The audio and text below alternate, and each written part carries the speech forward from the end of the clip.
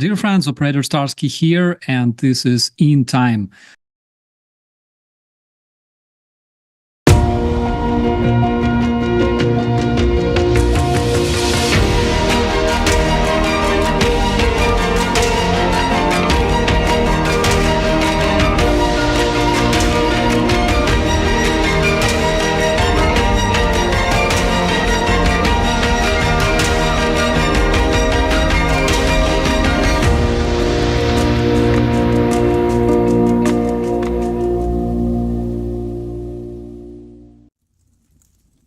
Hello, everyone. Welcome to Downtime. Thank you for joining us. Lance, how you doing? Pretty good. That's good. All right. Well, so there's a couple of interesting things to talk. It's actually been a bit of an interesting news day. There's like, where's my list? See, I always like make a list of things and then I lose it. It's like, okay, I'm going to put a list of places where I put it and then I lose that. It's like my house is just sticky notes. But there's the LA fires, of course. There's what is it? The funeral for Jimmy Carter, which I want to talk about a bit. NATO has taken control of U.S. air defenses in Poland, which is sort of this part of NATO and the U.S. willingly just saying, like, we're handing this over to you. So that you have it and it can't get taken away, because this is actually a key entry point for air defenses into Ukraine. So if the U.S. goes anti-Ukraine, it's being held by NATO now. So the U.S. is surrendering ahead of it's just surrendering a number of military systems. This was surface-to-air missile launchers and a whole bunch of Patriot systems from the 37th Air Defense. So there's that. Vance has resigned from the Senate, which he had to do in order to become vice president. You can't be in two branches, so Vance has resigned. Lots of kind of little stuff. And then I had one of the bigger, sometimes we do a little more philosophical stuff, and I wanted to ask you a couple of questions. So let's start with Jimmy Carter, though, because that's sort of the most recent thing. And there were two questions I wanted to ask you about. First, I didn't see the funeral, and a number of people have told me that it was actually really well done. They liked it. Well, what was your thoughts on the funeral? I did not watch the whole thing. I watched parts of it. Had a lot going on here today. So what I did see of it, I thought it was very well done, tasteful. It, I think, embodied Carter's sense of, bringing people together quite well for the most part. And, it was a deeply meaningful ceremony. Well, that's good. There was a photo, or not a photo, there's a short clip on CNN of Trump talking to Obama. Oh, and there goes the camera. It's done this several times. I may just have to switch cameras. Let me figure out if I can. You were saying. The shot of Obama, who sat next to Trump chatting with him, is a little deceptive, because the procession of the various ex-presidents walking in, you had to watch carefully, but it was very evident, if you did, that every one of them was effectively snubbing him.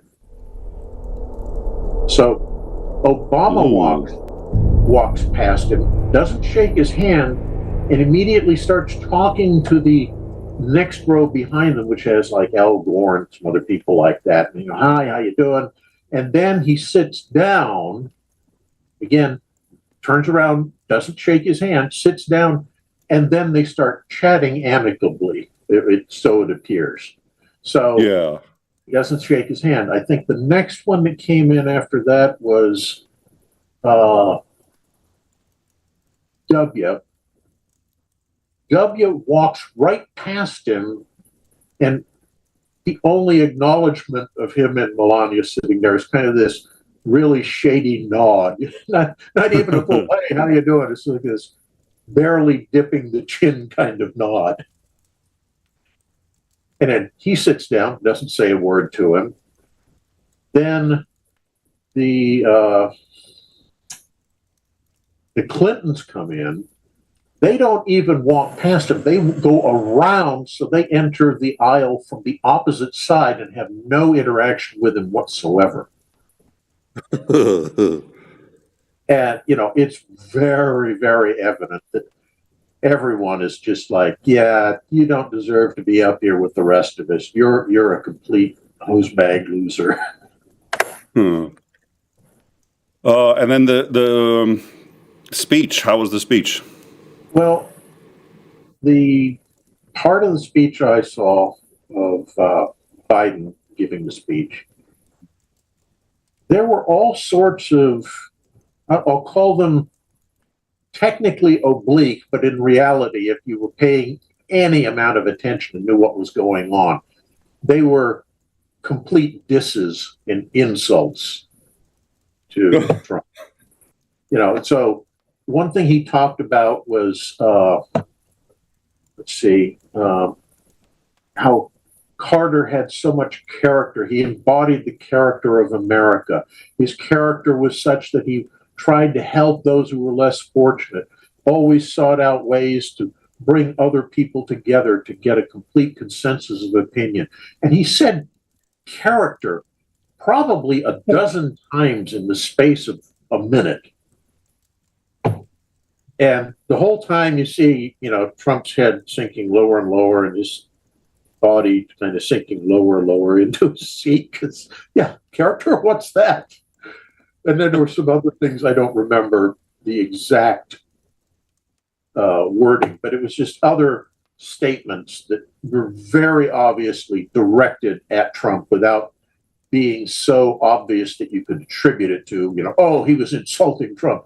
Yeah, no, I wasn't. I just said that, these people are this way, and he embodied that, and but the stark contrast between, he was good, you're pure evil, dude.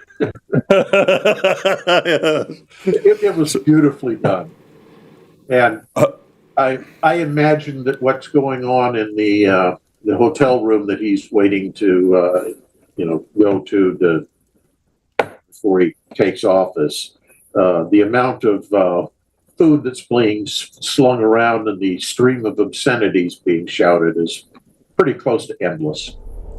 Plates being thrown against the Maya Atkinson asks, are you sure he wasn't falling asleep?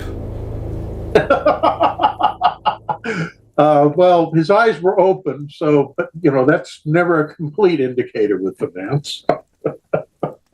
She also said, she said, I think if I can't find it, I'll just try to do it from memory. I'll do it from memory. She said,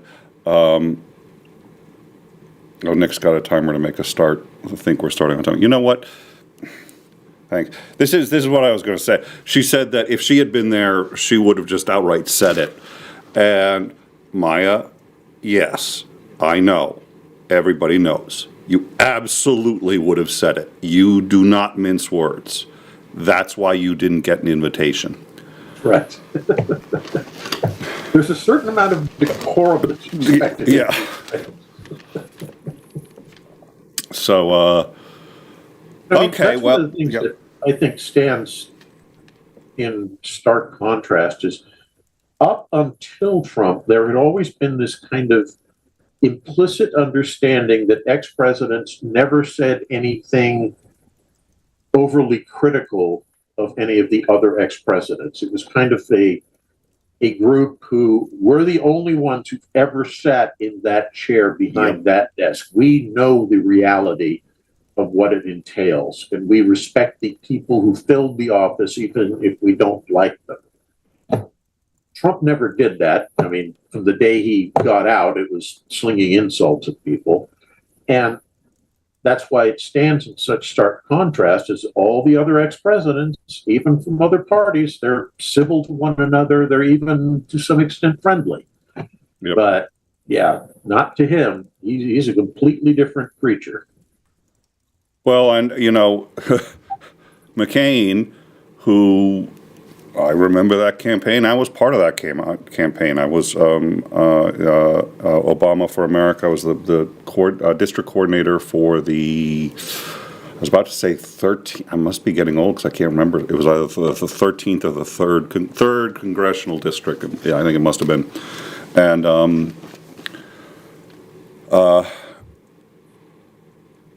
it actually didn't get that acrimonious. It was much harder. The campaign against Hillary Clinton, I'm going to be honest, for winning the primary was a lot harder than the campaign against McCain, especially as soon as McCain picked his vice presidential nominee. When he picked his vice presidential nominee, I was just like, I'm walking out. I'm done. You guys don't need me anymore. That was Sarah Palin. But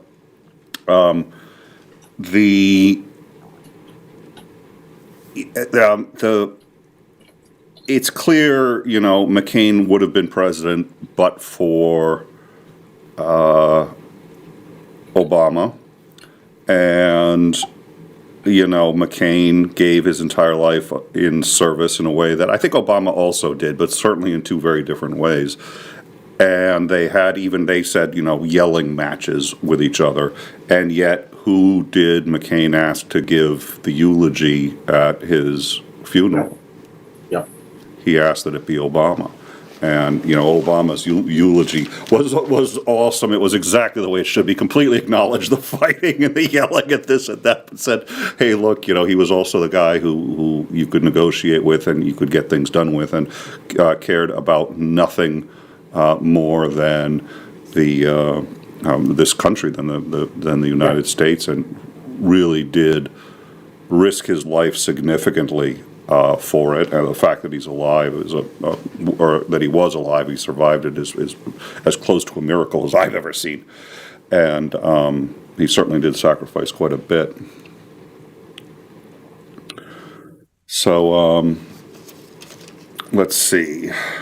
Speaking of funny comments, so Justin Trudeau was on CNN today and was asked how he responded to Trump's threats, because at first it was like an offer, and now he's threatening to make Canada the 51st state, which kind of makes sense. It's like, Canada, you guys are doing pretty fine on your own, but fuck with us, we're going to make you one of us, and then you're screwed. Anyway, Justin Trudeau replied as follows, quote, "That's not going to happen. Canadians are incredibly proud of being Canadian. One of the ways we define ourselves most easily is, well, we're not American." Yeah. It's like, that stings a bit, but I can't really argue against it. I mean, when I go abroad, I put a Canadian flag on my backpack so that no snipers take a shot at me. And that sniper bit was only half a joke. When I was in Greece, I had a Greek friend. He's like, you cannot tell them you're American. You cannot. You have to say that you're from Canada. And I already knew it at that point, but it's still one of those things where it's like, it's not a joke. There are civilized, westernized countries that you can go to in Europe, and if you say you're an American, you could end up in a ditch somewhere, basically naked, trying to figure out, it's... Definitely. All right, and, so... what was it? The Danish Queen also had something to say about his thoughts on, we're going to annex Greenland and all that nonsense. It's just bizarre, the things that he comes up with. And people just kind of let it happen. It's just amazing. Viper had said that joke, how do you know if someone's an American? Well, they tell you. And I was thinking about, I think part of that is unavoidable. I'd love to say that we had some humility, but, it's like, okay, we're the strongest military in the world, we're the strongest economy in the world. at least one of those is heading south and looks like it's going to change within the next 4 years. But having said that, so we get the sense of, quote, manifest destiny. We get the sense that, like, oh, well, I'm supposed to be that way because I'm an American. Well, yeah, you were. It's just what the country you were born in. I mean, it's got nothing. You could have been born in, an African country, and the more we forget that, the more we fight to protect what we have, and the more you end up with people like Trump, who has no idea how fragile our alliances actually are. I mean, they're pretty strong, but and they're strong for historical reasons. They're unions, but yeah.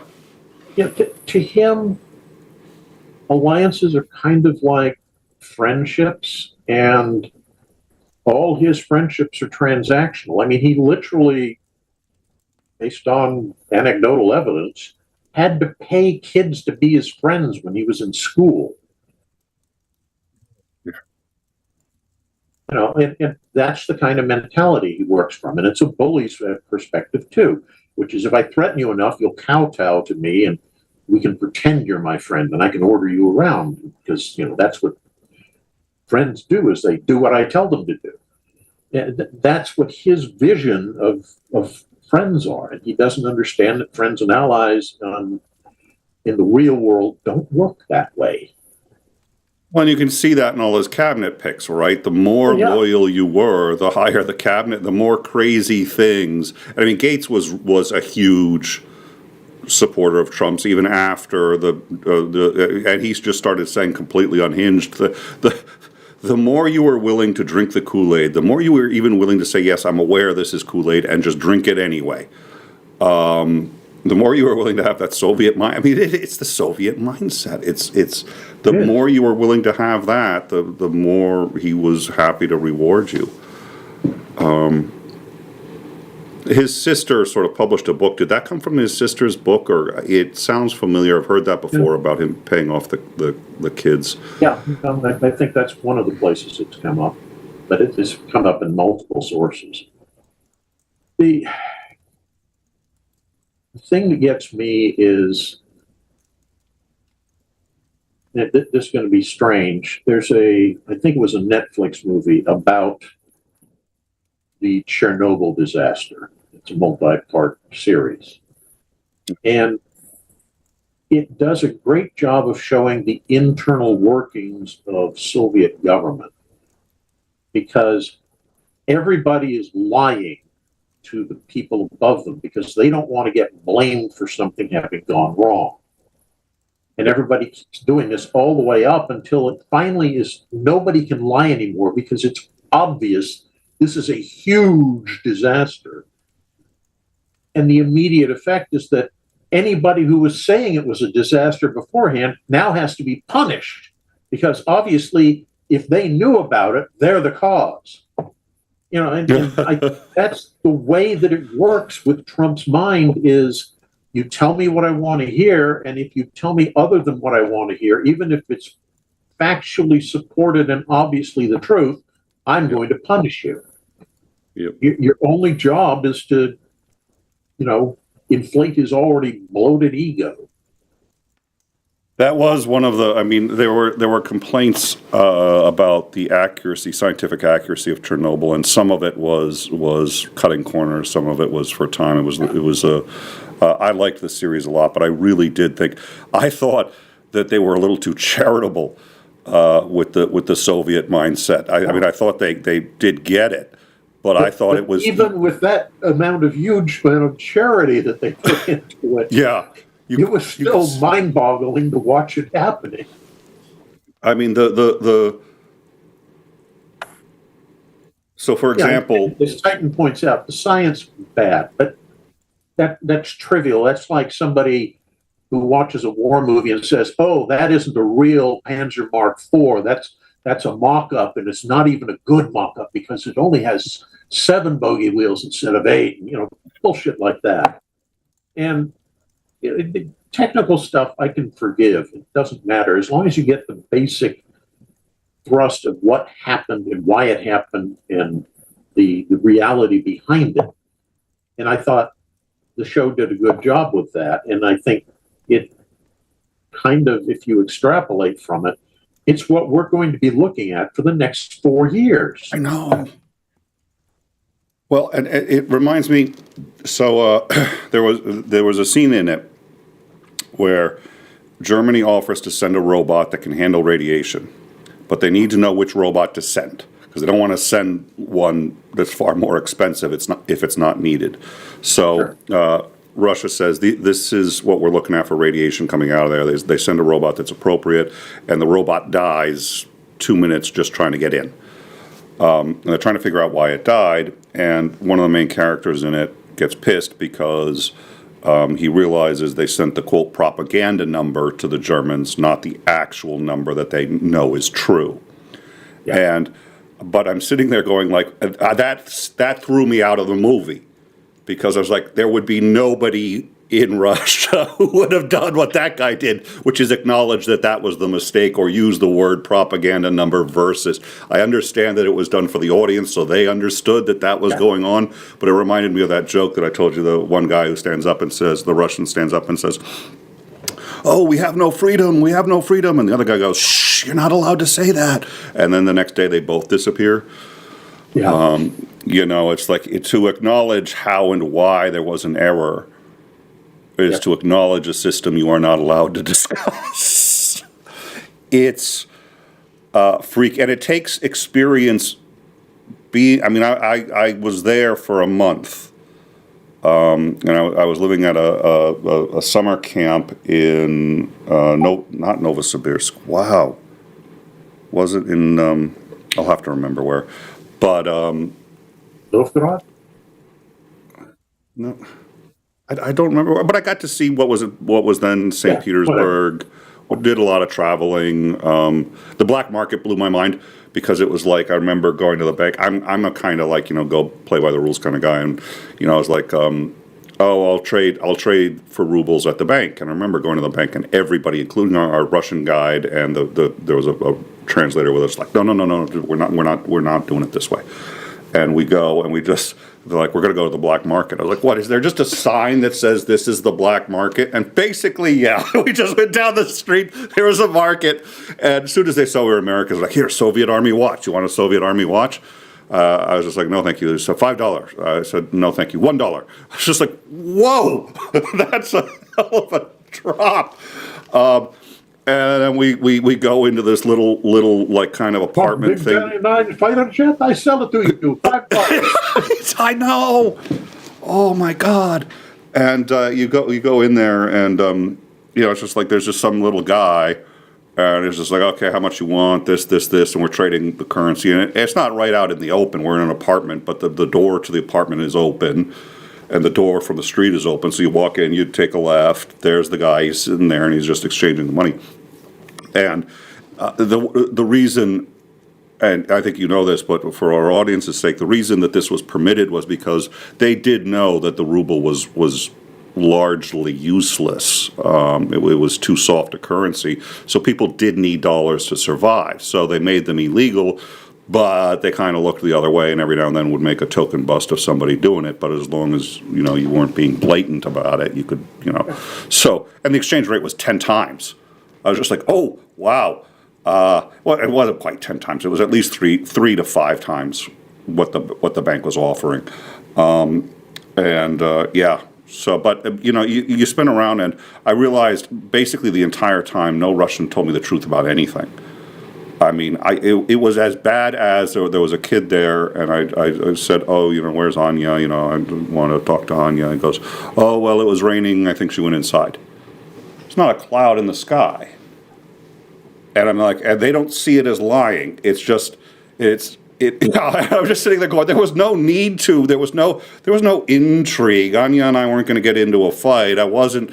But it's sort of like, because there's a secret police, they need a plausible denial for absolutely everything. So they lie about everything. It keeps second nature. Yeah. And I'm just like, there was no reason you had to add that. And I had learned by that point not to argue it with them, because you can't argue it because they don't see it as a lie. It's not a lie. It's part of the social compact. They're all doing it, so it's not it's just understood that nothing you hear from anybody is likely to resemble reality, and it's wow. And that's why the difference there is that most of the people understood what they were doing, maybe not consciously, but subconsciously understood that, they were using lies to cover up reality. I think in Trump's case, he genuinely has no clue how to differentiate between truth and lies or fiction. I think he just, whatever somebody tells him, he assumes they're, obviously telling him what's real, and so he believes it. So you get these idiot pronouncements about, if they'd only rake the forests in California, they'd have no fires. Yeah, right, dude. Which is a good segue in if you want to talk about fires. Well, there's no, and you get all of these just bizarre. I mean, I am curious, and we started to talk to Viper a bit about this. Trying to figure out. I'm curious to see how Europe sees us now. Yeah. On one hand, we were stupid enough to elect him twice. On the other hand, Biden wasn't a complete catastrophe internationally, and the current U.S. administration is actually recognizing Europe's problem with Trump and preparing for it. They're like, "Hey guys, what do you need from us to help protect you from us? How can we help?" And it's a little interesting to kind of see that. But I don't know. Yeah, the fires are. We covered the fires. As they broke out, we also covered them when it was declared that downtown Los Angeles was possibly going to, it was threatened. To the best of my understanding, downtown Los Angeles is still okay, but I mean downtown Los Angeles is far more important than I think people give it credit for. It's largely important culturally, obviously, but I think people overlook the economic importance as well. One of the reasons we argue so much over IP rights, the real IP issues isn't the IP rights we argue about. It's when they steal secrets from us and are able. I mean, I don't know how much Russia has spent in R&D, but I have to believe it's at like a fifth of what we've spent. They spend the rest of the money in stealing our R&D. Yeah. And they're really damn good at it. I think one of the last fighters that they had a lot of hallmarks of like the F-35, or it was just like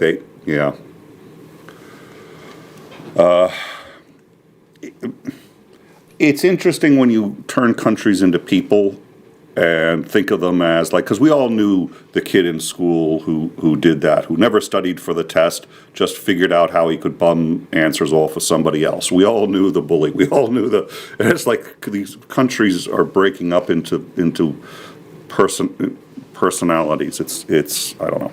It's interesting. Yeah, I agree. All right, so let's see. So we covered the NATO. We covered.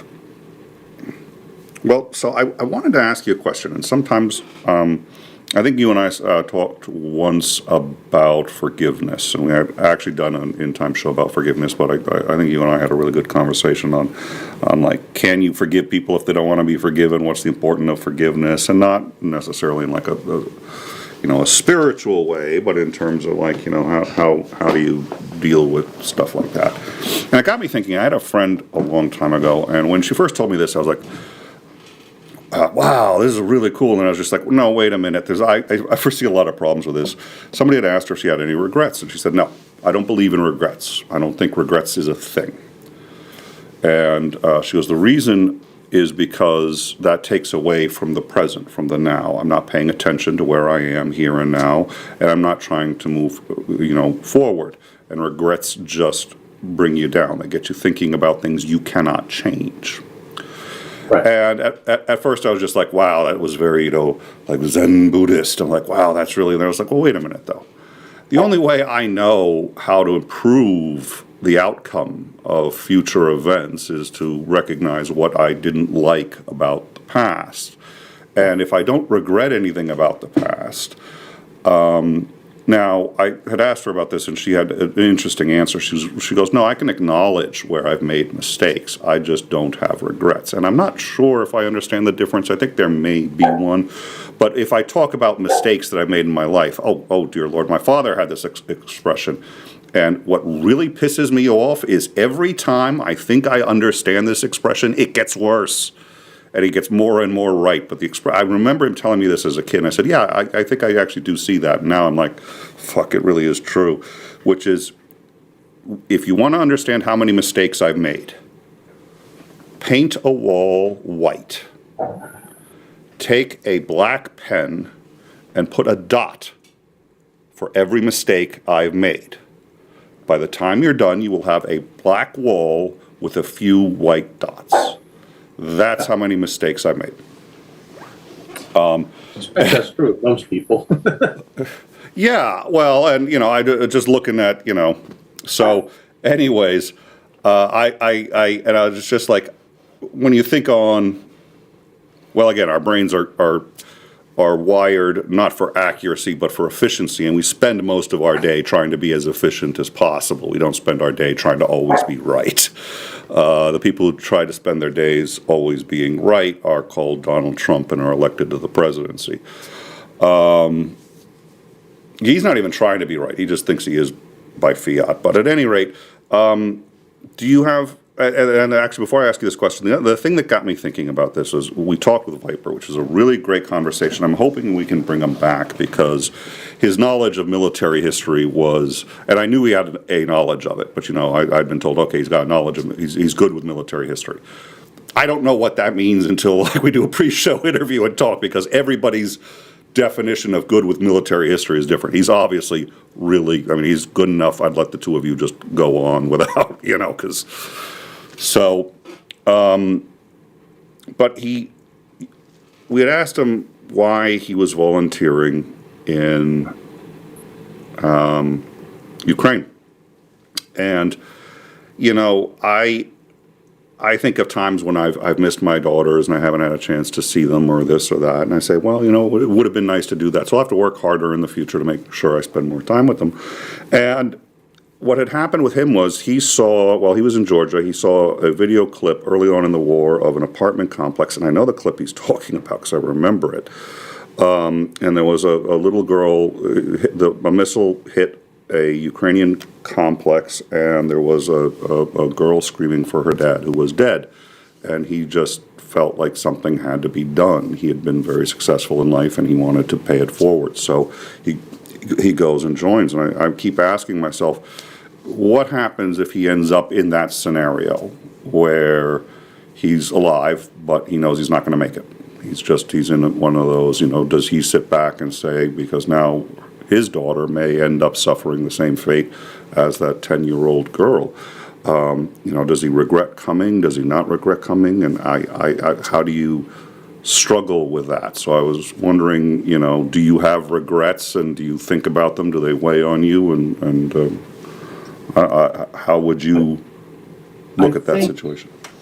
In the specific scenario we're talking about, I think the age of the child makes a difference. Because I don't think a child who's young, and how you define what's young and not young, I can't really say at this point, but let's assume for sake of argument below the age of 10 and past the age of 10. So the kid below the age of 10 really doesn't understand when you try to explain to them why you're going somewhere and potentially putting your life at risk, which would then mean you'd be dead and they'd never see you again. And they can understand the words that come out, but they don't understand the true ramifications, the intent behind why you're doing it, all of that. It's a little too advanced for them, I think, at that point. Whereas if you're talking about an older child or an adult child, I think when you sit down and you explain to them, I feel compelled to do this, to put my life on the line because something evil is being done. I want to do my part in halting that evil before it comes and threatens you. So I think that makes a difference. And I kind of ended up in a way dealing with this myself when I got sent to Bahrain in the lead up to the invasion of Iraq. Now, understand, Bahrain is not on the front lines, it's behind, but it's still within the potential combat zone because the argument was the Iraqis had weapons of mass destruction and the delivery systems to get them pretty much anywhere in the Persian Gulf region. So had they wanted to, they could have lobbed, a Scud missile with a chemical warhead on it at Bahrain and hit the compound where the U.S. Navy base was. I would have been killed in such a situation, or possibly. And before I left, I tried to explain all this to my son, why I was leaving. And I mean, I think he understood, yes, Daddy's going somewhere where he could not return from. And Daddy thinks that what he's doing is the right thing, but it weighed very heavily on him, and to the extent that my wife had to finally start taking him to a therapist because he was having nightmares about, Daddy's dead, I'll never see my dad again kind of thing. Made worse by the fact that we were in Berkeley, California, which is, to call it liberal would be understatement. And the school that we were sending him to, the teachers would stand up at the start of class and start giving these, speeches about America's evil for doing what it's doing in the Middle East. We should not, and anybody who's there is, embracing evil. And of course, that added to his mental conundrums that he's going through. But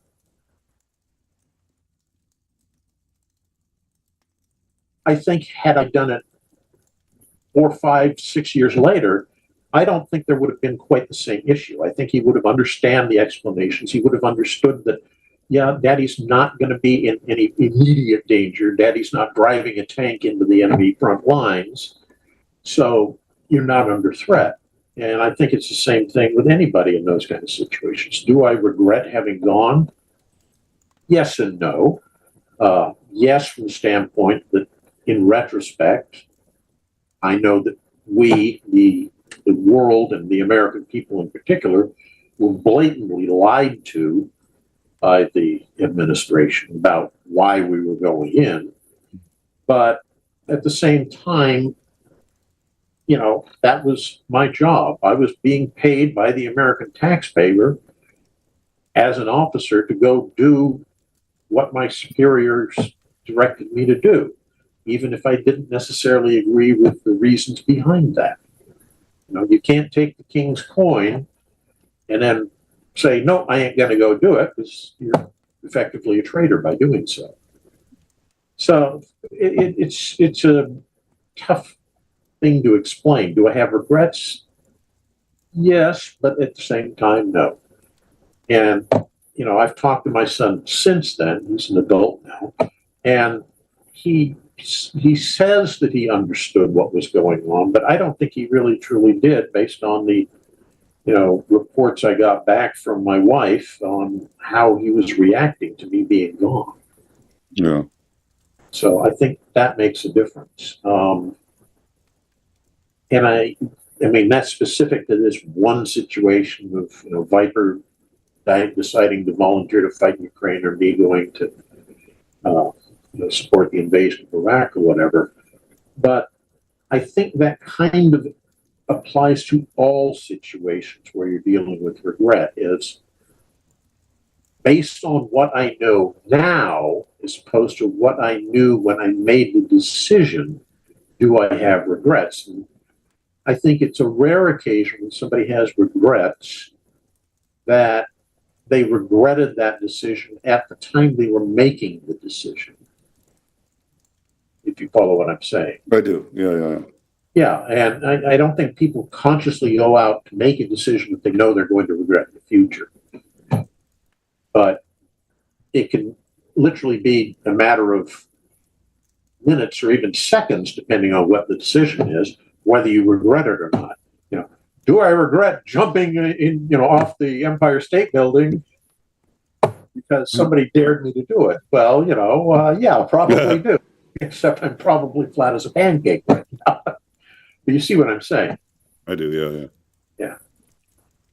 There was actually a good book, and then there was a couple great comments in the live chat, so I'll get to that. There was I think it was actually written by Craig Ferguson, called From the Bridge to the Water. And it was like an attempt to sort of expand somebody's thinking, time dilates, somebody has jumped off the bridge and now poof. And he said he had interviewed someone for this, and it was a guy who had attempted suicide by jumping off a bridge, and he survived. And he said, well, his wife had left him, and in the divorce, he lost the house, he had a bad lawyer, she had a really great lawyer, he lost the kids, he lost everything, and he was sort of a pariah with his family, all this other stuff. So he goes and he decides it's time to end it all. And he got onto this bridge, and the moment he jumps, he thought about all of these problems. He said he really did see them. He saw them quite clearly. And he said, really, in life, he had only one problem, which was that he had just jumped off a bridge. So I was just I wish I could remember what the name of it was, but it was basically a year or 2 year long study where they had cameras set up filming the Golden Gate Bridge, which is a famous point for people to commit suicide off of. And just from a distance, and nobody was monitoring the camera, so it's not like they were, you should have called the authorities and told them. No, it was just an automatic camera that was watching what was there. And there was a case very similar to what you're describing of a guy who had jumped off the bridge and survived after he hit, which is quite unusual because the height of that bridge is significant.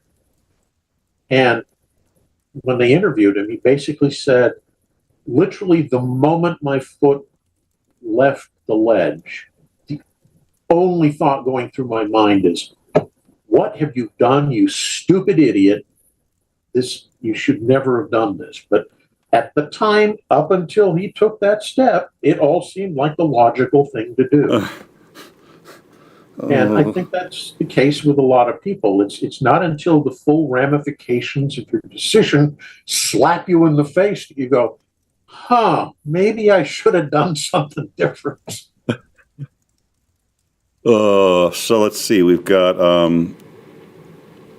a couple from Titan. Titan is pointing out that Trump sees this as an opening to dicker from a position of power. He's made himself look weaker instead. China and Canada are reaffirming trade agreements now. Exactly, and this is going to give.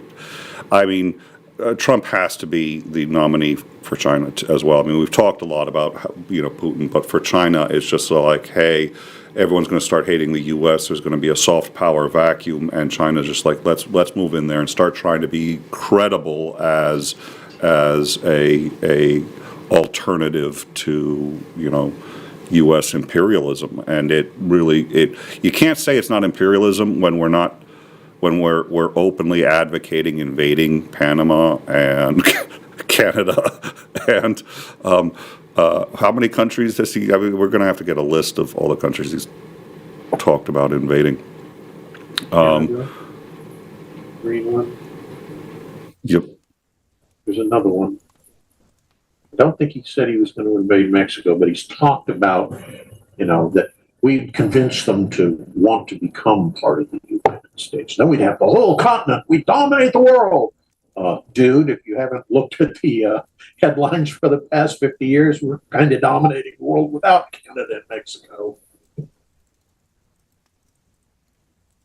Well, and it's easier to get flies with honey. The reality is, if the world likes working with us economically and militarily, we got what we want. Who cares? Yeah. You know, but Trump has to put his Trump is going to rename Canada like Trump Land or something like that. I mean, that's what he really wants to do. He wants his name on it. Maya Atkinson, I don't think he sees a use for distinguishing between truth and lies. He just says what he thinks he needs to say to get whatever he wants. There's some truth to that. She also said, I usually move through life with a goal in mind. I take failures as a learning exercise that can make me a stronger person. And I thought she had said something else about, I've always felt like if you've learned something, it can never really be a mistake. Life is a journey of growth. Titans, and I liked Titan's answer, which is, let's see, how will I feel about this in 10 years is a great way to avoid regret. So, let's see, Canada shares, Associated Press, Canada, we'll get that in the news. So, yeah, I don't know. There are times I wake up and I say, wow, I regret so much, and then I was just like, you know, yeah, I think regret ends up being more kind of wallowing in sadness instead of moving forward. So regret, like so many words, has a different context depending, I think, on how you mean it. You know. Anyways, I got thinking about it when we were talking with Viper, who I hope we will be able to have back pretty soon. So we're going to be keeping an eye on the fires. We're going to be keeping an eye on what's going on as the U.S. and the EU prepare for another Trump presidency. Oh, that was also in the news today. The U.S. Supreme Court has refused to hear, or did they deny it, or did they just refuse to hear it? I think they refused to hear his appeal for a delay in sentencing in the New York case. So he will be sentenced in that case tomorrow. And, you know, I don't know. We'll be covering the inauguration. I'm not expecting a whole heck of a lot in that sentencing. So I'm honestly, as of this moment, I don't see in time having a need to cover it. Maybe as breaking news.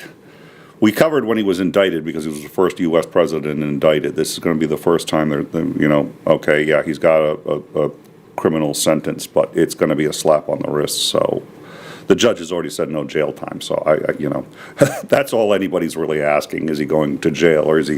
And the answer is no. So I don't know. Any final thoughts before we go? Not really. I mean, I had one that popped in, but then you said something and it popped right back out. Yeah, I'm mindful of the fact that a lot of petty despots, and I think he definitely feels petty quite well, aren't so much interested in dominating other nations around them. They want to secure their own place in their own country. So you get like Kim Jong-un and the whole Kim family, where, yeah, they make noises about, yeah, we're going to reunite the country by attacking and you know, integrating the South back into true full Korea, Greater Korea. He doesn't really, none of them really have that as an objective. All they want to do is make sure they're sitting on the dung heap that is North Korea, because then they get to live the life of Riley.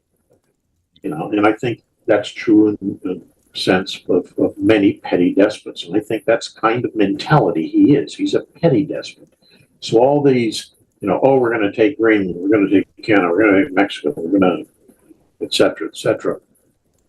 I don't think he's really thinking in those terms. He's just making those noises because it resonates with his base, and that, in his mind, is the only group of Americans he needs to keep on his side, is that little group. Yeah. And when you look at what's going on, even before he's assumed office, as how the feuding factions are already starting to break apart that alliance. Yeah. Can you hear weird noises in the background? I can't. They seem to disagree with you, or they're agreeing. They're greatly displeased that I haven't let them in.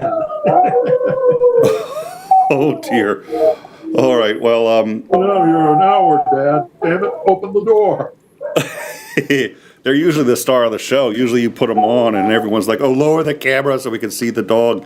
It's like that's one of the reasons I don't get an. Listen, I when the camera's on, it's like I want to be the star. Yes. So I don't get a dog or a cat so that they don't come up, because that I just know, like, and you know, when I had a dog, I'd have to show everybody, and they're like, "Oh, you're so cute." I was just like, "I'm cute." Nobody says I'm cute. Okay, fine. Yeah, we may have to go breaking if Trump is held in contempt. I don't know. This judge seems to think that he's holding Trump's feet to the fire and treating him like every other, but he's like, I want to treat you like every other. No, he says, I'm going to treat you like every other person that comes before me, which means if you keep violating the gag order, I am going to throw you in jail. So don't make me do that, and here you go, we're going to fine you another $1,000, after he had done it 20 times. So it's like, if it had been anybody else, he'd already be in jail. You're not treating him like it's just like what you want and what you're actually doing are, yeah. That'll be our next topic, self-denial. What is it? Self-denial is a hell of a drug. Yeah. All right. Well, thank you so much for joining us. We will. I'm sorry. What? I said, glad to have been here. It's always fun. And barring any breaking news, and you know, hush money paid to the judge by Trump, you know, I don't know, things could get weird. I've seen weirder now by this point. So merring any breaking news, we will have In Time on our main channel on Tuesday. In fact, we have Andrew Mercado from Mercado Media will be on. We're going to be talking about how he got to where he is, because that is an extraordinarily interesting story. I've heard him tell it on occasion, and he talks about, you know, his military background, sort of being a citizen journalist for Black Lives Matter, and then now getting the channel where he's got it. So we're going to have him on 9 p.m. Eastern on Tuesday. I hope you will join us for that. Again, that will not be on this channel. That will be on In Time, and then after that, we will have Lance and, who knows, maybe Viper and or Isandering back again for our next Downtime a week from today. Thank you again, and see you all on Tuesday. Have a good night. Take care.